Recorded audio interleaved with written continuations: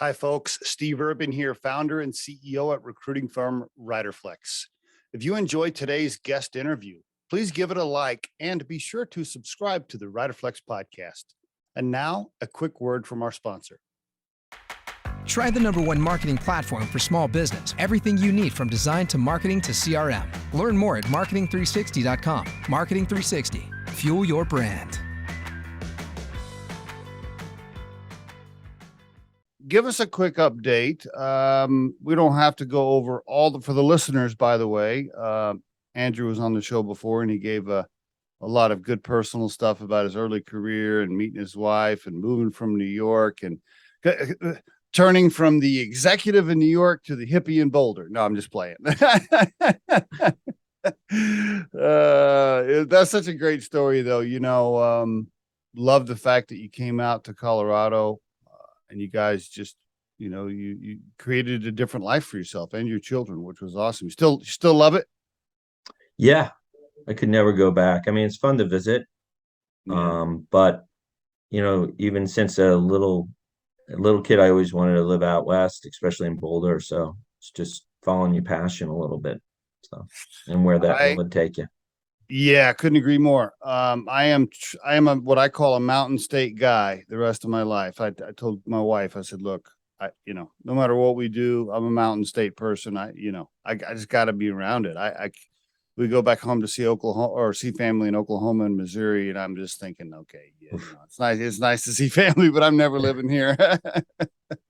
Exactly. I mean, it'd be fun to see, even because property values have increased a lot, certainly around here. And the question is, where would you move to in something, we're empty nesters pretty much. So it's nowhere really I want to move. So, you hang in. Bingo. Yeah, I hear that all the time. I'll have friends be like, well, we're thinking about cashing out because our house is worth 3 times the value. And we'll, then we're going to take that money and go buy a place. I'm like, well, okay, yeah, I guess. I mean, are you going to do that in a small town in Oklahoma? Like, is that really what you want to do? I mean, you really want to live there? Because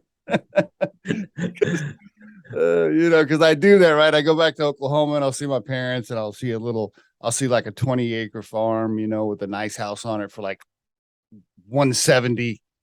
And I'm like, okay, yeah, but I don't want to wake up here every day, So anyway, have you had a chance? I know you're an active guy. I mean, because you're so busy, did you have a chance this summer to do some hiking and biking and mountain stuff? Did you get out? Not as much as I would have liked to, honestly, because we've been really busy. I was lucky enough in the spring to, go to Europe and spend some time in Europe, which is always really awesome. Okay.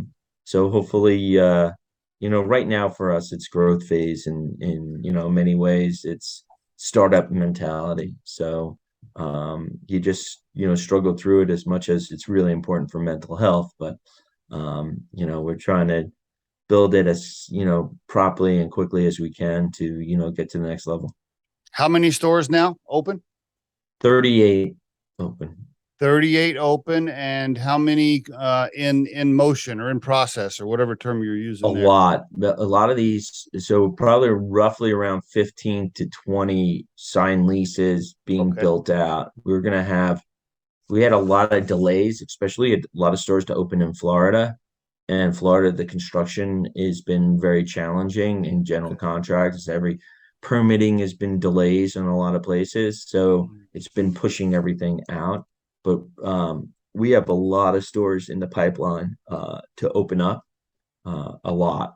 And especially exciting stuff, especially in Colorado. We have a big focus going on in Colorado. So we have a lot of stores going to be opening in the Colorado region by first quarter of next year. Some even, opening sooner. So we have a number of stores opening in Denver, Colorado Springs, Erie, and possibly Frederick, Old Town, Arvada, and those areas. The real focus on growing Rush within the state of Colorado, which is so exciting that it can bring this more and more stores home. How about a little bit further north up near Loveland and Johnstown and all that? It's crazy up here, man. The every bridge is under construction, every road's being expanded. I mean, it's unbelievable. All those locations, a lot of the ones I'm talking about are actually in process. So Okay. that's really getting those stores open. Our next store to open, I think, will be on Blake Street in Denver. Okay. And then there's a store being opened on Larimer, Colorado Springs. All these stores are, being built out at different times right now, Okay. to open this year or early next. And on the 38 that are open, any of those corporate stores or all of those are franchisees? Two corporate. Two corporate stores. The Okay. original Hill store is a corporate store, All and right. then my original partner is a corporate store in Denver. Okay. Do you want to do any more corporate stores, or that's not the plan? I think it depends on the circumstance. We're just definitely open to it. Okay. I think it's a different process to run it Mhm. than franchise it. And when you're building a franchise model and supporting all the franchisees, I think it can distract. It's helpful, but it can distract. So you just have to make sure you have the right team in place to run all the stores, and that the priority is the franchisees, and then the priority is your store. So Mhm. our partners, I would say, better than the word franchisees, because they're partners. The So partners. Okay. yeah, Okay. so you know, I would say yes. I think there's a big opportunity for us, Okay. but it would have to be, a certain situation that we want to do it. So Okay. Okay. And out of the 38, do you have two or three franchisees that own a bunch? Is there like a yeah, we couple? have a number of them that own a bunch, and a number of them are growing. I wouldn't say it's two to three either. It's more than that. I don't remember off the top of my head, but Okay. um, numerous are opening, and that makes the whole process a lot easier. So, Yes. Yes. um, and certainly we're doing a push in the Minnesota area too. Okay. We opened a store in Minnetonka area, opening another in that area also, in October or November. Okay. Okay. So we're Is opening it a lot of stores from existing franchisees and some from new. So okay? All right. Can you remind me on the model? Is it pretty traditional? It's a buy-in amount and then a yeah, percentage off revenue. Is it pretty traditional? How right. much can you share there? It's traditional, not traditional in certain ways. That's beneficial to the franchisees slash partners, right? Okay. So Okay. it's a traditional model that there's a franchise fee that you pay up front, and then there's a royalty Yeah. that you pay, and then Yeah. there's a marketing fund contribution that you do, but that's only spent for the franchisees Okay. in their markets. It's not something we usurp funds from. Okay. It's to support the marketing of their stores. Uh, what we do different than most companies that are in this space is we don't take any money from food or from equipment. So usually a lot of franchises, you have to buy the food from the actual franchisee, a Right. franchisor, sorry, Yeah. or Right. buy the equipment from the franchisor, or there's a rebate back to the Uh-huh. franchisor. Right. Matter Right. of fact, this famous thing that was a Quiznos made more money, supposedly made more money Oh, I see. on food fees, on making on food, than they did even on royalties. Okay. But our model is really, and I own the company 100%. So I'm not under the gun to have report a certain profitability, A, B, and C. I don't report to anyone. Right. And ultimately, I think the success of a franchise system, especially, is not killing everyone with fees, every little thing. Right. So we don't make money on any food or equipment, and any rebate that may be involved goes directly back to the franchisee. Can they order food from wherever they want, or you're There's a still certain guiding? quality. Well, we have national distribution, Okay. and there's a certain quality guideline, right, that has to Okay. meet our specs. But certainly, if there's a better price from, excuse me, a different supplier, I see. we're always open to hear it and approve it, and that happens. So it's not Okay. like it doesn't happen. does Okay. happen in certain situations, and you know, uh, fortuitously, maybe it's better for everybody. You don't know, but Right. it's again not a revenue source from us in any which way, and we say that in writing, which is Okay. again very, very rare. You do have to approve the vendor though, if they want to use a Yes, new vendor. I see. yes, I we see. have to approve the vendor, but it's not like withheld. We just have to make sure the specs match and the I product got you. is as good I got quality.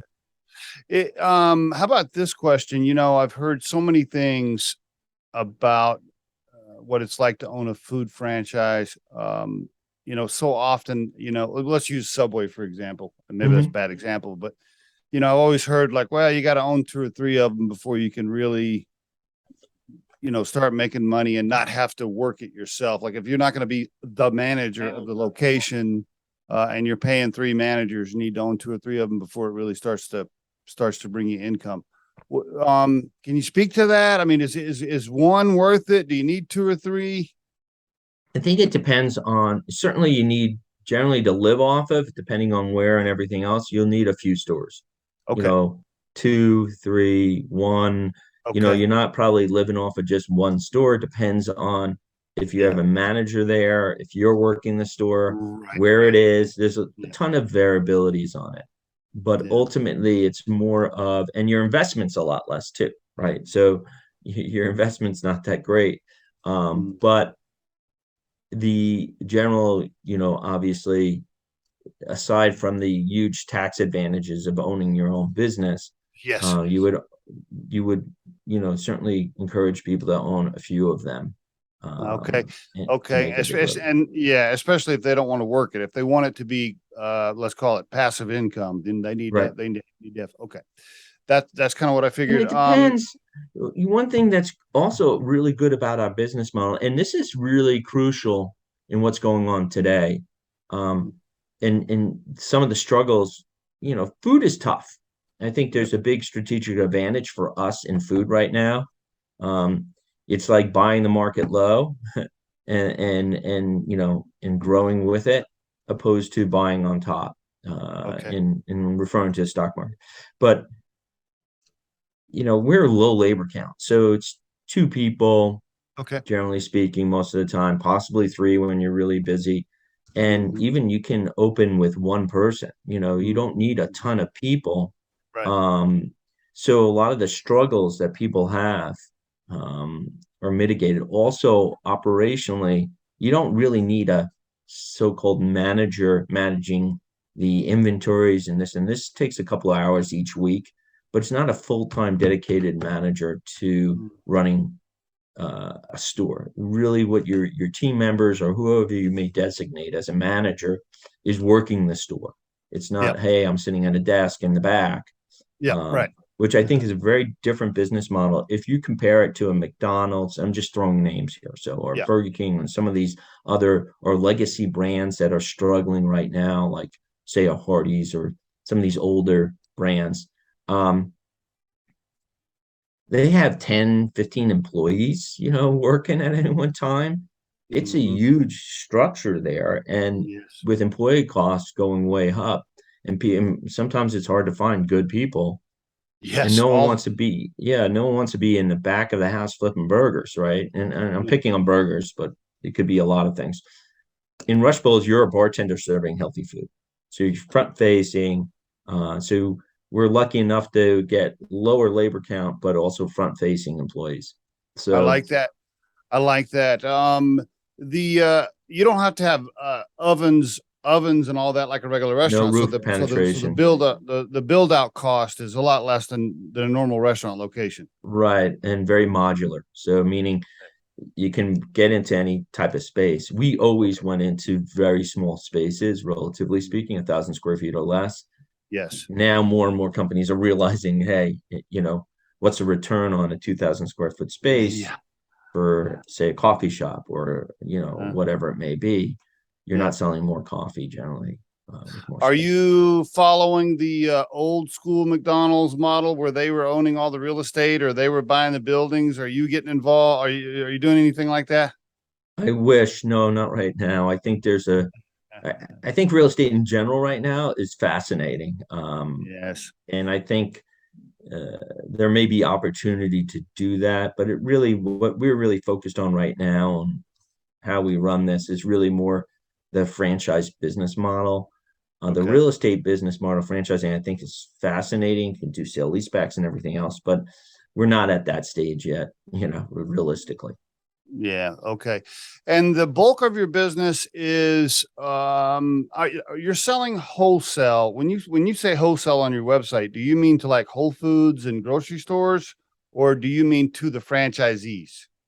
No, well, that's two things. We have a franchise system. We sell stores, this and that, and we make product fresh.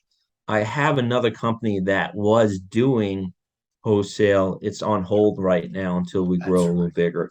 Because at one, I think we maybe talked about it a long time that's ago, right. Yes. but within our, we were in 40 states basically with Whole Foods and some other and then the manufacturer went out of business on me. So right now it's just a holding company basically, or a Mm, management company, and then okay. we'll relaunch that when we have more stores and have an opportunity to really do some cool things with obviously a co-packer that's in business. Okay. So is that on hold because you're a co-packer and supply issues, or because you're just focused on the franchise, or both? Just well, mostly focused on franchising. The second part of that is the co-packer that we had forever ago went out of business Yeah. overnight. Wow. So Okay. that's a whole nother avenue to this business model that I'm super Yes. excited about, but I don't need to rush into it. Okay, very good. Yeah, agreed. And then when you have the direct to consumer piece where you're ordering online, it's not from a warehouse you own. It's just you're just pushing them to a store, Mhm. and the store delivers it. Is that right?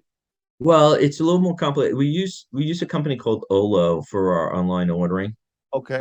system, and what it Okay. does is certainly it handles, you wouldn't know, it's kind of seamless on the consumer standpoint, Uh-huh. but they place an order, it comes to that individual store, pops up all seamlessly in the point of sale system, and then whether they want it delivered or picked up, so if they want it picked up, it's obviously they come in the store, it's ready for them whenever the timing works out for them.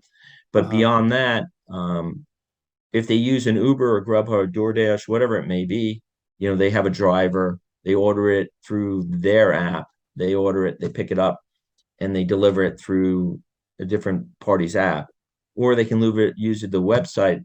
The website then will figure out who's the cheapest delivery, and Okay. then through their Olo's module, and then gets delivered to the consumer through those same entities, but no one really knows, you know, the consumer wouldn't know that it's a Uber driver or something else.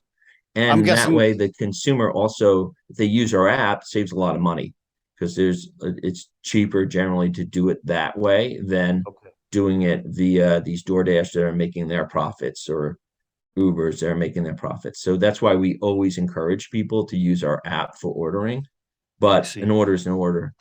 Certainly, Okay. it's actually, we're not unique to what's going on in the business model out there and delivery in general, unless a place is doing their own delivery, Mhm. literally like they own their delivery.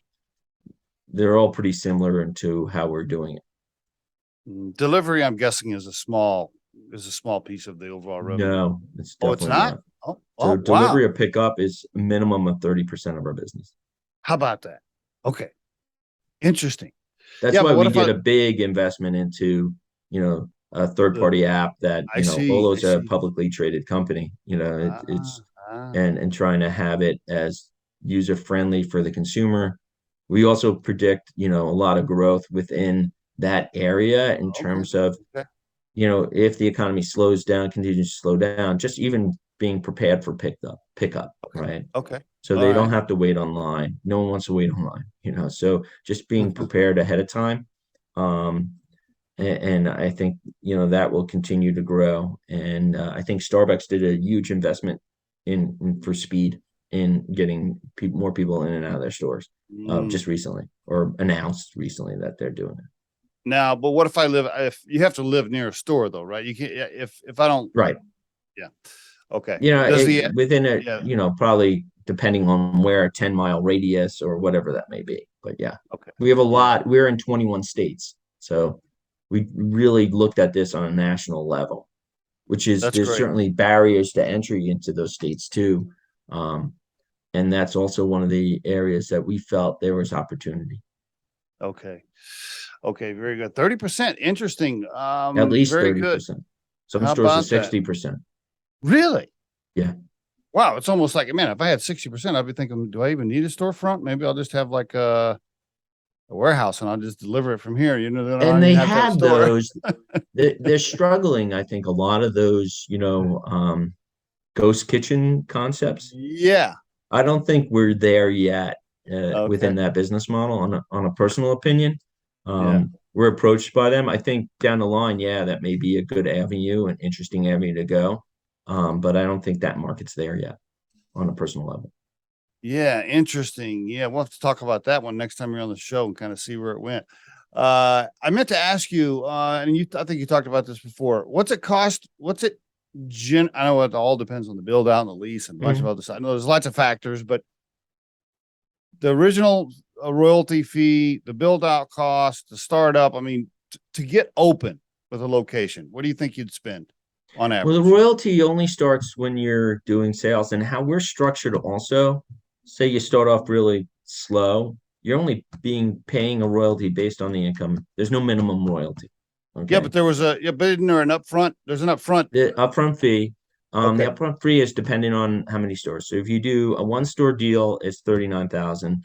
3-store Okay. deal, it's 79,000, and a 5-store deal is 99,000. I see. 5 stores. Okay. And it's really more a franchise agreement, but then you have an area development agreement. The area development agreement on a 3-store or 5-store, you have the option of getting a territory. Obviously, the more stores, the bigger territory, then no one can operate in that territory. So you're protecting that territory for a period of time. So, so it really, there's a lot of opportunity there. You're not spending a huge amount of money and again, everything's relative for that. In terms of build out, there's a lot of, it depends where you are in the country right now. Right. Yeah. So it's, we hope it's, build out equipment is probably around 50 to 55 grand all in for equipment. Okay. Build out, hopefully it's, 100 to 200, depending if it's a retrofit or whatever else. Give or take. Now, there's a lot of give or take. Sometimes it's a retrofit, it's a frozen yogurt shop that you can convert, and that bill is going to be a lot less. Or a coffee shop that you can retrofit. And obviously, it's ideal to find those retrofits. A new build, and also when you sign a lease, it depends on, and not including in this, it depends on what type of TI money they're giving you, tenant improvement. Totally. Money. Absolutely. So you may be able to get, a significant amount of TI money to offset some of the costs. But generally speaking, our build out is pretty simple. We need 200 amps of power, which is pretty standard.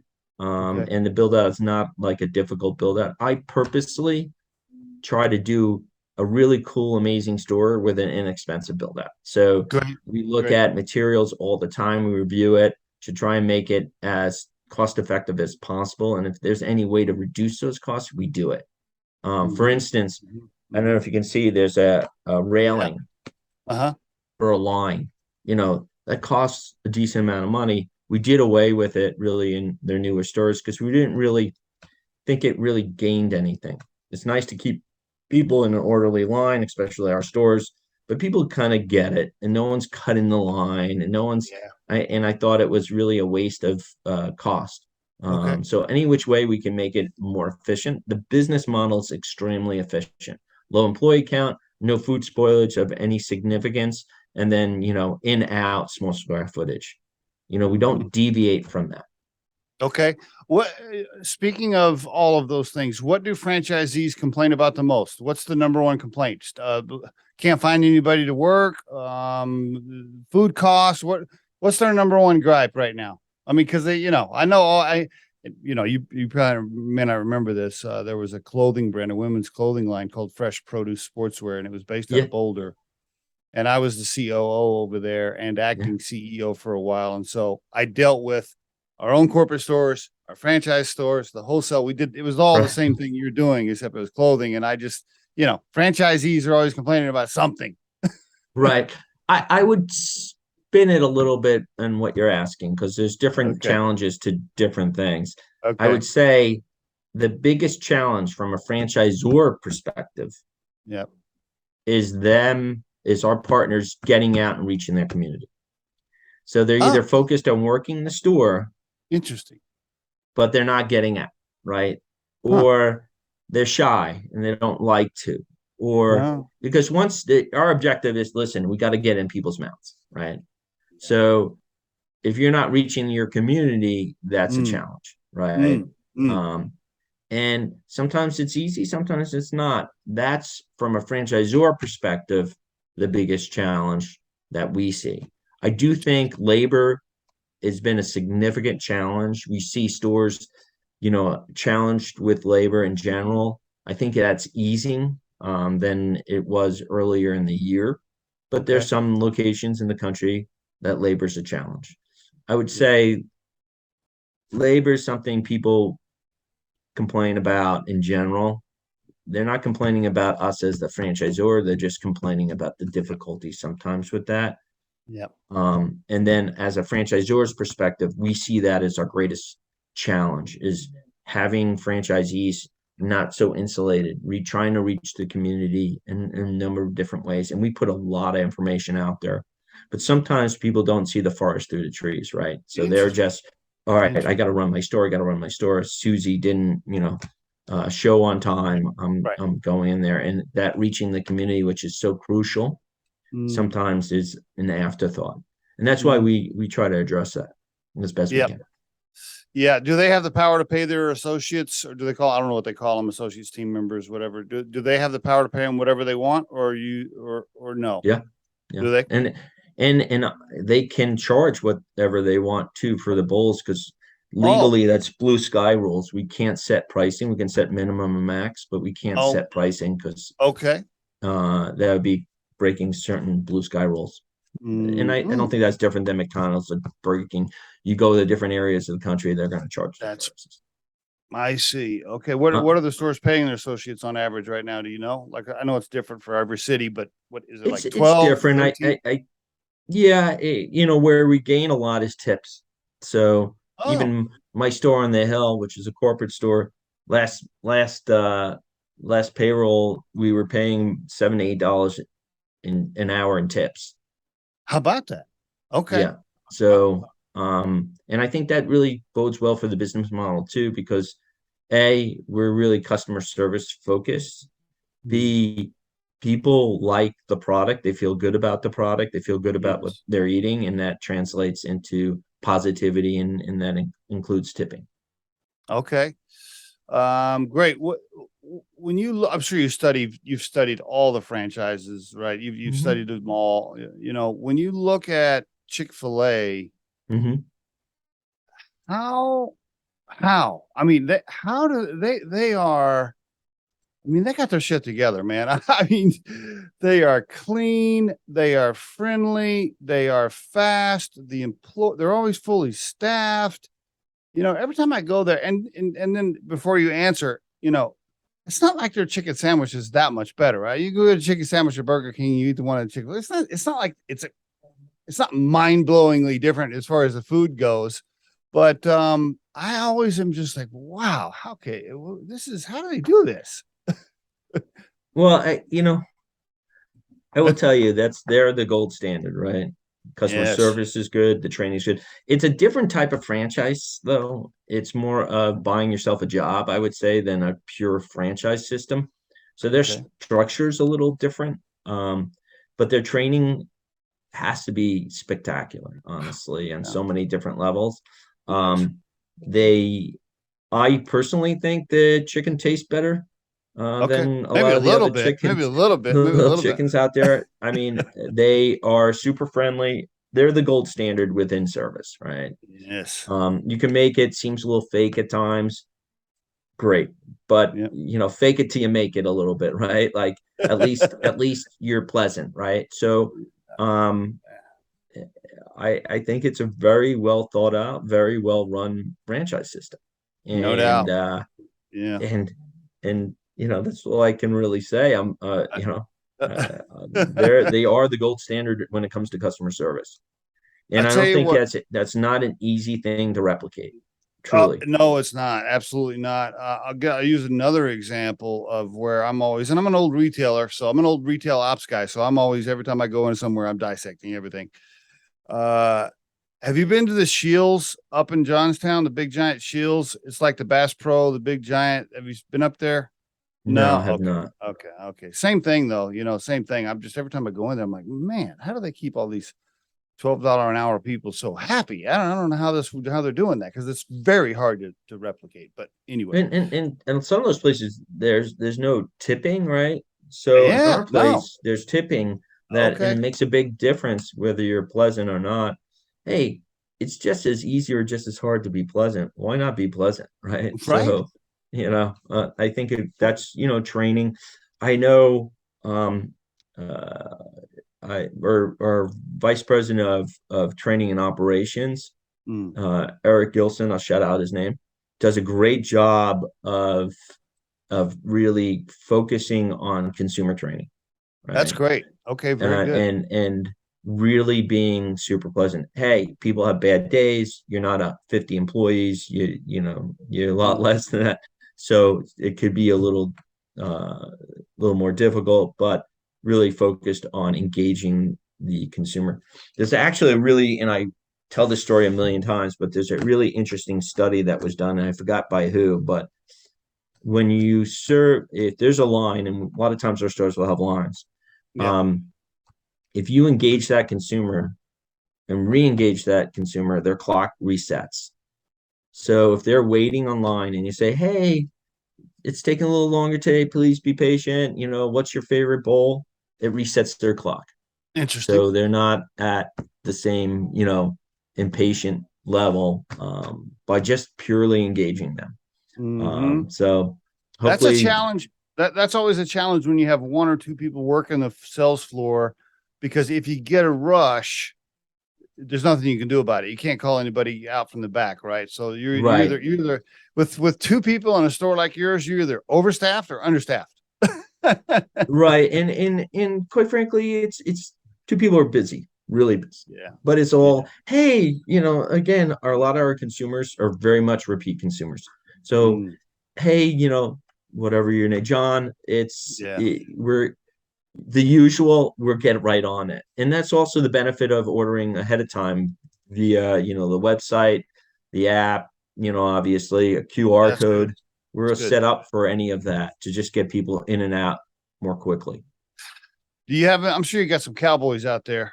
You walk into a store and all of a sudden they have like purple chairs or something, and you're like, okay, what the hell are you doing? What, what how do you handle those? Is that you, or do you got somebody that takes care of those phone calls? Um, I wouldn't wish that on anyone.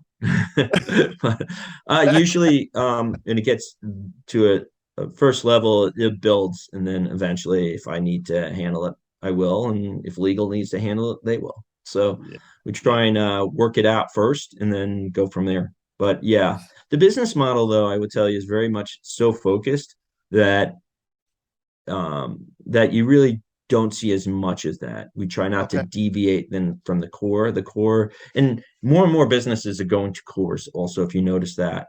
So people are doing reduced menus, not increased menus. And that's a lot of reasons for that. Supply blinds being one of them.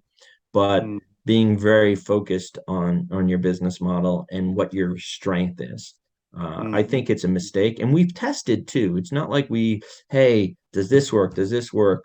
Um, and we're constantly kind of innovating.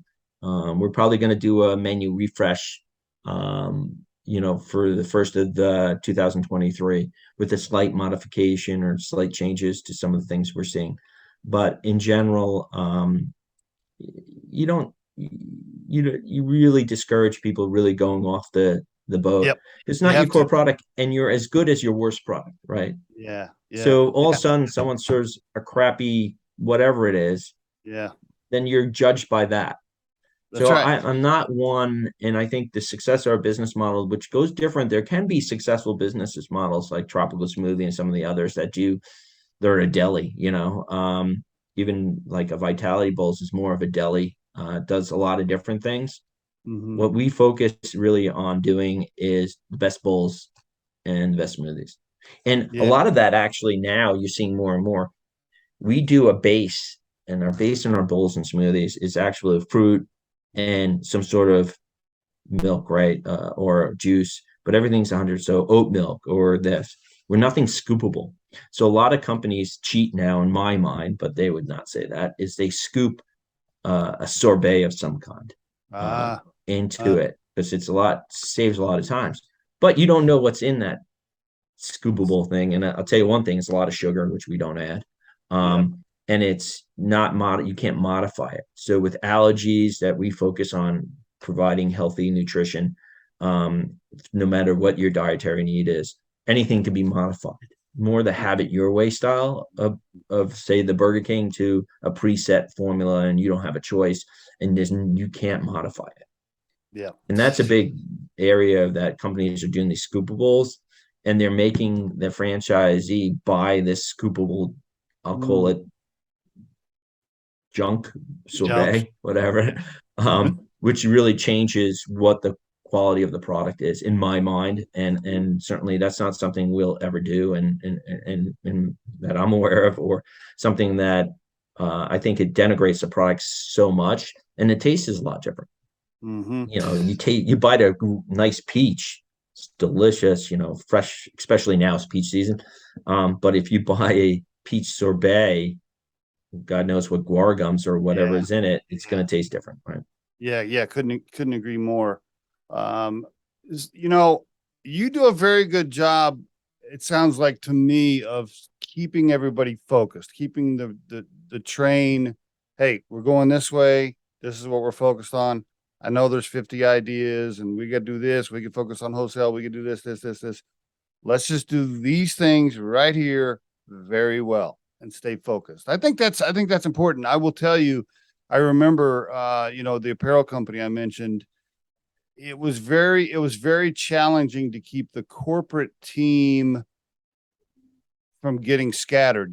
They're trying to have a wholesale meeting, and now we're talking about the corporate stores, and now we're talking about the franchise stores, and now we're talking about this and this and this, and everything's got a little bit of a different element. And I think that was hard. That was difficult. And so it sounds to me like you're very aware of that, and you're It is really hard. I think some of it is a lot of the employees corporate came from running stores also.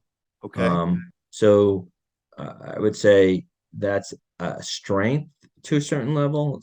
Hmm. Um, I'm very much, I don't want to follow every shiny new toy Yes, out there, right? got to be And a lot of careful. the franchisees, some of the challenge of our partners is they see, oh, this one's doing, Chinese food in this store with the bowls, right? Or whatever it may be. I'm just making up stuff Yeah. that are very different. And it doesn't really fit the business model, but everyone's chasing that shiny new toy and Yes. keeping everyone focused. Hey, you want to sell, you want to do a lot of business, focus on your core. That's why we're here. This core works. Don't get distracted. And that's Yep. something we're always restating. And it's very hard for people. A lot of people are challenged by that. The most successful franchises that we have in our system stay true to 100% the core. And there's a Yeah. reason for that. Yeah, yeah. What is that old Vince Lombardi thing? He had that running play. I can't remember the Vince Lombardi Packers Yeah, I deal know where what he's you're like, we're talking gonna about. we're gonna whatever it was, 42 dive or whatever. I can't remember. He's like, we're gonna run this play right here to the best of our ability, and we're just gonna hammer this, Yeah, Yeah, blocking and tackling. right. How many applications do you turn down a lot of people? Do you have a lot of people Yeah, saying I want to do you? yeah. Do you what? Yeah, what's how do you how many are you approving? How many are you getting? Because like we'll go back to the Chick-fil-A. I hear that they get tens of thousands of applications. They only pick. How are you? What does that look like for you? We turn on a lot. Do you? Do you? Yeah, because you ultimately you gotta pick good partners. And sometimes it's hard, sometimes you make mistakes, they make mistakes. It's hard to ascertain through an interview process a lot of time. Hey, no different than what you're doing every day, right? Like Right. Yeah, you think totally. it's a fit, they interview well, they Yeah. interview you well, and Yes. oops, it's Yes. not. But mostly, we've had a lot of good luck with it. We really look for people that have a good, strong business background. They don't need a food background, but they Okay. understand business. They Okay. understand what it takes to build a business. If they have franchise experience, that's a plus for the most times. They understand, you're building a business, what a franchise system does and what it doesn't do, and go from there. But if we talk to someone, they don't seem they're going to be cooperative, or Right. they have their Yes. own agenda, or they're not going to really listen to the system that we know to be successful, what that looks like, then there's red flags there, and certainly um, it's probably not a good fit for us. And we're pretty stringent about that. We try to, because it works out better for both parties that way. Yep. And Yep. and we turn out a lot of people that we don't think will be the right fit. But that being said, we get, especially now, we're getting really good quality leads, that franchisees. And this month alone, I think 4 different groups are signing up from multiple stores, and we really like the groups we're working with. So Oh, it's a that's really awesome. exciting time for us. Yeah, you're picking obviously anybody buying a franchise and opening a store is a type A person, usually what I would call type A, super driven, super like I want to be in charge, I'm captain, I'm this, I'm that. Uh Selecting a type A that will also play inside the lines, yeah, is that's Has difficult. its challenges. Yeah. uh, Very good. Let me ask you this. I know we're getting close to wrap up here. What's the goal, Andrew? Do you and your wife, and you own 100%, by the way, the fact that the whole every time I see you on LinkedIn and you're opening another store, I'm like, I wonder if he raised some cash. Did he raise? I haven't seen anything. Did he raise cash? Did he take on some investors? I always wonder about that. The fact that you still own 100%, I mean, kudos, man. Congratulations. Wow. Thank you. I can't even believe it. Quite honestly, I thought for sure you had raised cash, and the fact that you got it this large already and you still own 100% of the cap table. I mean, holy cow. That is a major accomplishment. What And was I my, think, yeah. certainly with growth, that's going to have to change at some point, right? So, Okay. Yeah. you want to bring some experts in the field that have done it from Yep. 100 to 1,000 or whatever it may be. Um, and that, down the line, I certainly would want to have other people that have an expertise that maybe I don't have, and sit on a board type of role more Are they readily down knocking? the Or line. I'm sure you're getting calls. I'm sure people have Yeah, called you. Yeah. for Yeah. sure. We get a lot of calls. Yeah. But I want to make sure it's as perfect a fit for our partners and for me. Um, that makes sense. So I could do I this always for tell, another 5, 10 years, 15 years, or I could, figure something out later sooner. But I'm not in a rush. The company's in a really strong position. It's kind of like Howard Schultz, they always pull him back in. um, but uh, obviously, I'm not that. But certainly, I think we're near the juncture that I need to speak to strategic partners, not just for really not for cash as much as for expertise. I Cash is see. always king, but there's an Okay. expertise of Okay. growing a business from 100 to 1,000, and what does that look like? But And how to you're not currently on a roadshow meeting with investors trying to raise No, this. no. Okay. Everything comes into me. We're not. Yeah. Everyone calls and contacts me. We're not. Yeah. I'm not. I don't think I'll ever need to do that. Maybe because That's so many great. people are called. Would love. This is a great business model. I think it's incredible for our franchisees, our partners, and I think it's a smart business model in any environment, especially one if we are going to a slowdown recession. It's an annuity business. Yeah, that's So, great. That's and great. as long as we do a great job supporting our partners, then we're in good shape. It's funny. We're just now starting to get a few of those calls too. Riderflex is getting enough attention where we've gotten a few calls, and they're like, well, are you for sale? Or you want to sell? I'm like, hey man, look, here's the deal. I don't have a deck prepared. I'm not raising cash. I don't, do you want to have a conversation? Sure. Am I for sale? Okay. Well, if you're going to write me a gigantic check, I guess the answer is yes. Right. But I'm not, I don't have anything prepared. Yeah, and I feel the same way but on the trick, I also have partners, right? So, I got to make sure that they're set up for success. The last thing I ever would want is a partner that is not going to really ensure their success. So, and I know you're the same way, Yeah. so, Yep. that's it. But yeah, people are calling all the time. So, Yep. we're at an interesting size too, so you are. I agree. Yeah, you are. I mean, hey man, you're cash flow positive. You don't have any debt. I mean, yeah, you're attractive for a lot of investors right now, which is a great position to be in. right. Uh, um, Would I like to take a 6 months vacation? Yes, I would. okay. So that's exactly where I was going. Yeah, that's the last thing I want to talk about. I remember you telling me, one of the reasons you left New York and you got out of that trader stuff because you were working 80 hours a week, killing yourself, no life, no work-life balance. I remember you telling your guy, hey, I'm going to move to Boulder. I'm going to get a work-life balance. Well, here you are. You're humping it. What is this? I mean, you're very successful with the brand, and congratulations on what you've built. My question is, are you getting the work-life balance that you want right now? Well, everything is relative, right? So, certainly I would like a little bit more of a work-life balance. People don't really, there's a lot of work that goes into building a franchise system like this. Incredible for the whole team, not just me, actually, especially for the team. So I always want everyone to have that balance, but we're also in many ways a startup. So you gotta put in what you get out, right? I always say that, like, you want to be super successful in life, it takes a lot. Most people aren't just born into it or super lucky. I wasn't. I think I was pretty lucky in certain ways, but I wasn't born into it. But you know, I, I think that there's plenty of time to relax, hopefully. And I'm always trying to get that balance.